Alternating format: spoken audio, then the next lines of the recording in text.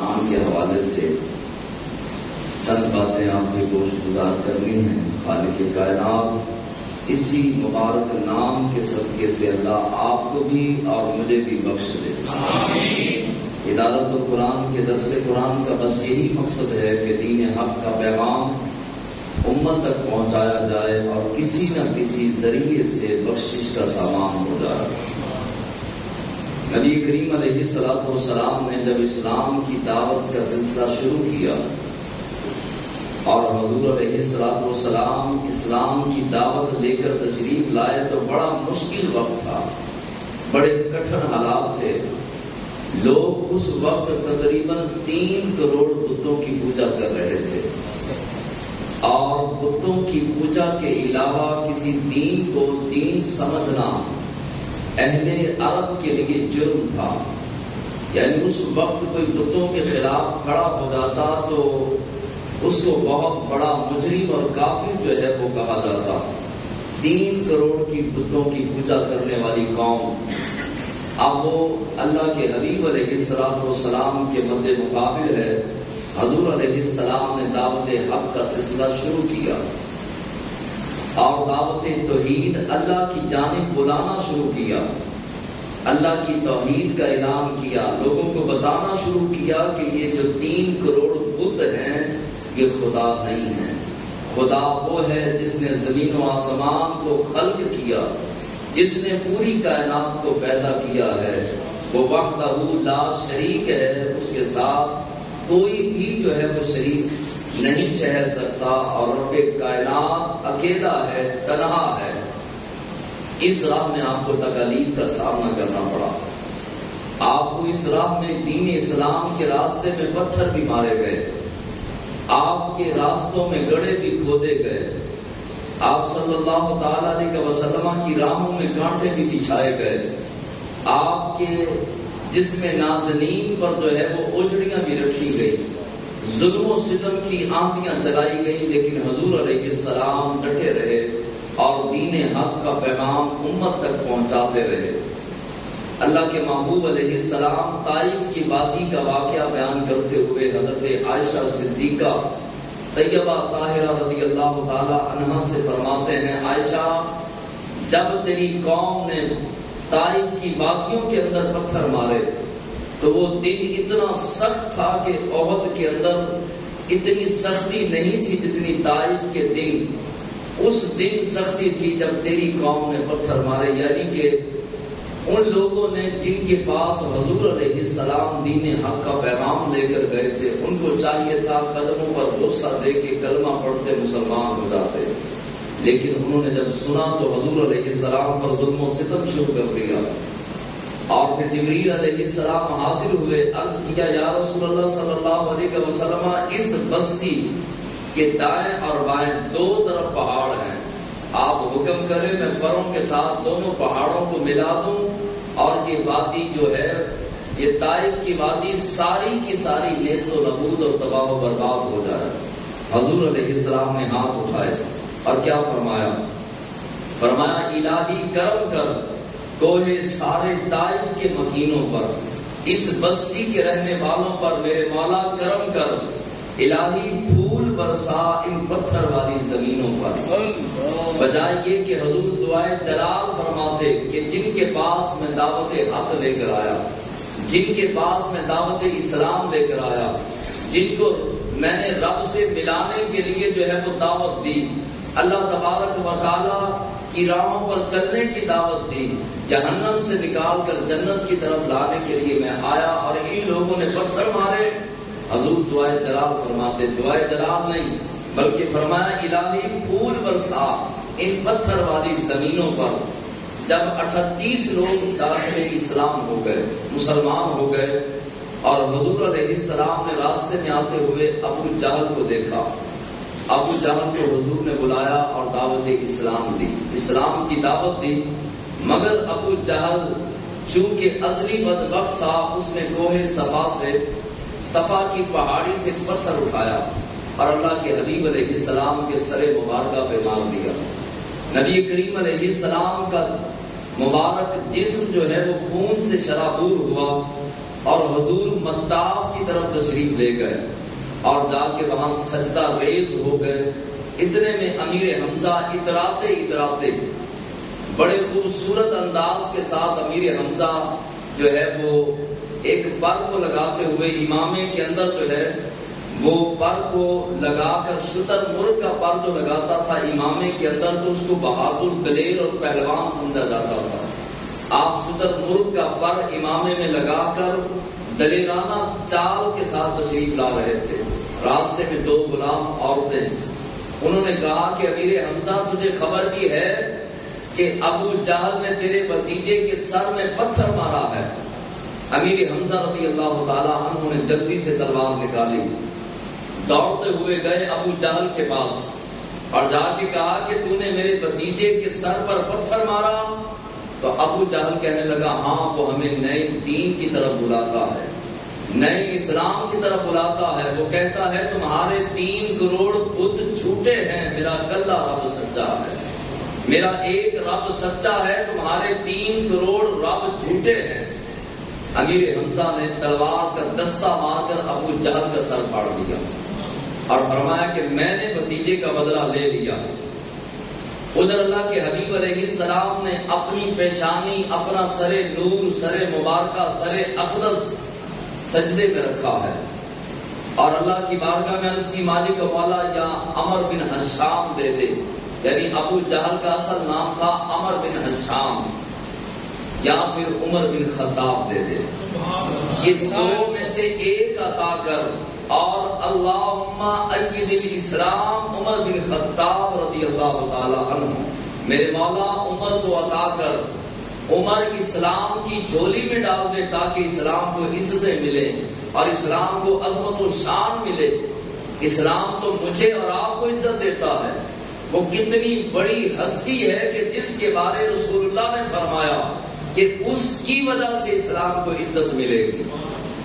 اب جو ہے وہ اسلام کا کوئی کام کرے، دین کا کوئی کام کرے، اسلام سے وفا کرے، دین سے وفا کرے، قرآن و سنت سے وفا کرے تو وہ عزت دار بن جاتا ہے، اور جس کی وجہ سے اسلام عزت دار بن جائے اس کا رتبہ اور مقام کتنا بڑا ہوگا۔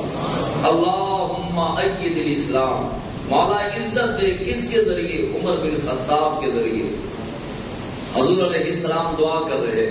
26 سال کا جوان ننگی تلوار لے کر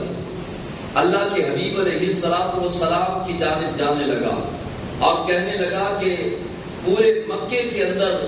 روز نئے سے نیا معاملہ ہوتا ہے، یہ نئے دین کی تبلیغ کر رہے ہیں۔ یہ 26 سال کا جوان جس کا نام عمر ہے، ننگی تلوار لے کر رسول اللہ صلی اللہ علیہ وسلم کو شہید کرنے کے لیے جانے لگے،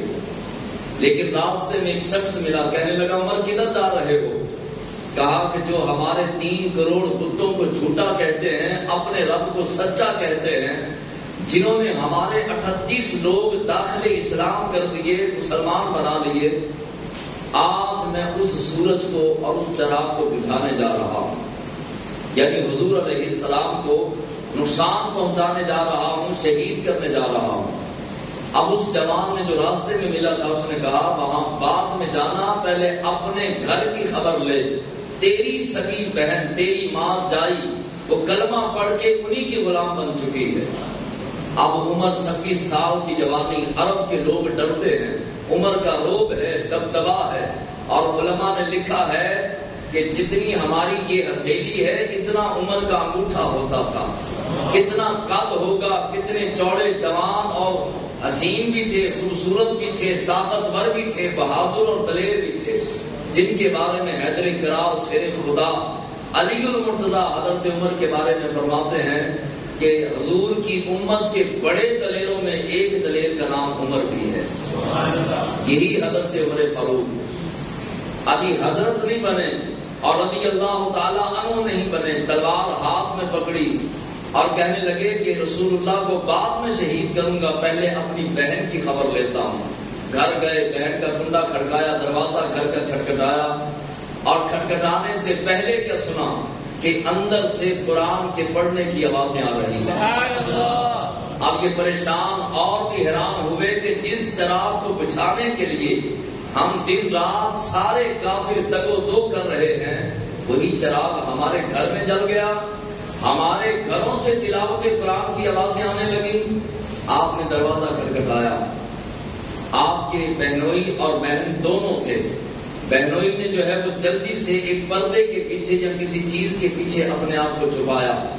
بہن نے پوچھا کون؟ کہا عمر ہے، دروازہ کھولا، جناب عمر اندر آئے اور آتے ہی جاہو جلال کے ساتھ پوچھا کہ کیا کر رہی تھی؟ تو آپ نے فرمایا کہ کیا کر رہی تھی؟ اگر تم نے سن لیا ہے تو تو بتا کیا کر رہی تھی؟ بہن نے یہ جواب دیا تو بھائی حضرت عمر نے کہا کہ میں نے سنا کہ تو قرآن کی تلاوت کر رہی تھی۔ آپ نے فرمایا ہاں۔ بہن کی دلیل، جب انسان کلمہ پڑھ لیتا ہے، جب انسان در مصطفیٰ پہ چلا جاتا ہے، حضور کا غلام بن جاتا ہے، وہ بزدل نہیں رہتا، رب اس کو دلیر بنا دیتا ہے۔ اب دلیری کے ساتھ بہن جو کہ اہل ایمان کی لسٹ کے اندر، فہرست کے اندر آ چکی ہیں، کہا ہاں میں اللہ کا قرآن پڑھ رہی تھی، دلیرانہ انداز کے ساتھ جواب دیا۔ حضرت عمر رضی اللہ تعالی عنہ اس وقت خالی عمر تھے، مارنا شروع کر دیا اور اتنا مارا کہ بہن پر غشی کا دورہ آ گیا، زمین پر گری، دوبارہ ہوش آیا، پھر مارنا شروع کیا۔ علماء نے لکھا 3 مرتبہ عمر نے مارا اور 3 مرتبہ ہوش دلایا، اور تیسری مرتبہ جب بہن اٹھی تو پھر تلاوت قرآن شروع کر دی۔ اب تھک کر عمر جب بیٹھ گئے، کہا کہ ابھی تو نئی نئی مسلمان ہوئی ہے، یہ کیسا نشہ ہے قرآن کا کہ میں نے اتنا مارا، ڈرایا، دھمکایا، تلوار نکالی، نہ تجھے موت کا ڈر، نہ تجھے مار کا ڈر، جب بھی بے ہوش ہوتی ہے بعد میں ہوش میں آتی ہے تو اللہ کا قرآن پڑھتی ہے، یہ کیسا نشہ ہے، یہ کیسا نور ہے جو تیرے دل میں اتر گیا۔ ذرا وہی قرآن جو تو قرآن میرے آنے سے پہلے پڑھ رہی تھی وہی قرآن سنا۔ اب ایک چارپائی پر بیٹھ گئے جناب عمر اور ایک چارپائی پر بہن بیٹھ گئی، کہا کہ جا پہلے جا کے منہ ہاتھ دھو کے آ، یعنی وضو کر کے آ۔ وضو کیا، آئے، آپ نے، آپ کی بہن نے اللہ کا قرآن پڑھنا شروع کیا۔ اب پڑھنے والی صحابیہ ہو اور پڑھے بھی قرآن، جن لوگوں نے قرآن کو اترتے ہوئے نبی کریم علیہ السلام پر دیکھا ہو، اس دور نور کے لوگ قرآن پڑھیں تو اس قرآن کا نور بھی اعلیٰ ہوتا ہے۔ اب عمر کے سامنے قرآن پڑھا گیا تو عمر کا بدن نور کے سانچے میں ڈھلنے لگا، ٹانگیں کانپنے لگی اور آنکھیں برسنے لگی، دل کے اندر اجالے ہونے لگے، کفر کا اندھیرا جاتا رہا اور نور سینے کی راہوں کے اندر راستے بنا کر داخل ہونا شروع ہو گیا، اور کانپتے ہوئے جسم کے ساتھ کہنے لگے کہ بہن، جس محبوب کا، جس نبی کا، جس رسول کا کلمہ تو نے پڑھا ہے اسی نبی کا کلمہ میں نے بھی پڑھنا ہے۔ فرمایا سے نہیں، جا غسل کر۔ اب غسل کیا، غسل کرنے کے بعد واپس آئے، لوٹ کر آئے، پھر قرآن سنا اور بہن نے کہا کہ میں تو باپردہ ہوں، اب چلا جا، حضور علیہ السلام مسجد مبارکہ کے اندر جلوہ فرما ہے یا اپنے گھر مبارک میں ہے، چلا جا اور جا کے کلمہ پڑھ۔ اب جو ہے وہ ہاتھ میں تلوار ہے، ہوش اڑ چکے، قرآن کا نور سینے تک پہنچ چکا، دل و دماغ کو قرآن نے روشن کر دیا۔ اور یہاں پر اقبال کہتے ہیں کہ میری بہن، تجھے پتہ نہیں ہے، تو جانتی نہیں، اگر بہن بن کر قرآن پڑھے تو عمر کی تقدیر بدل جاتی ہے، اور اگر ماں ہو کر قرآن کی تلاوت کرے تو بیٹا حسین نیزے کی نوک پر قرآن سناتا ہے۔ تجھے اپنی طاقت کا اندازہ ہی نہیں کہ اگر بہن بن کر قرآن پڑھے تو عمر کو ایمان نصیب ہو جاتا ہے، عمر صاحب ایمان ہو کر صحابی رسول بن جاتے ہیں۔ اور اگر ماں ہو کر قرآن کی لوریاں سنائے اور بچے کو گود میں بٹھا کر اللہ کا قرآن پڑھے تو پھر بیٹا بھی اس پڑھے ہوئے قرآن کی لاج اس طرح رکھتا ہے کہ کرب و بلا کا ریگزار ہے، 3 دن کے پیاسے ہیں، بھوکے ہیں، پھر بھی جو ہے وہ سر علیحدہ ہے، تن علیحدہ ہے، لیکن اس کے باوجود نیزے کی نوک پر پتر نے قرآن پڑھ کر سنا دیا کہا کہ ماں یہ ان لوریوں کا صلہ ہے جو لوریاں تو نے ہمیں قرآن پڑھ پڑھ کے دی تھی، انہی لوریوں کا صلہ ہے، اسی تربیت کا صلہ ہے کہ بچے پھر نیزے کی نوک پر بھی قرآن سناتے ہیں۔ یہ مائیں اگر بدل جائیں، مائیں نیک ہو جائیں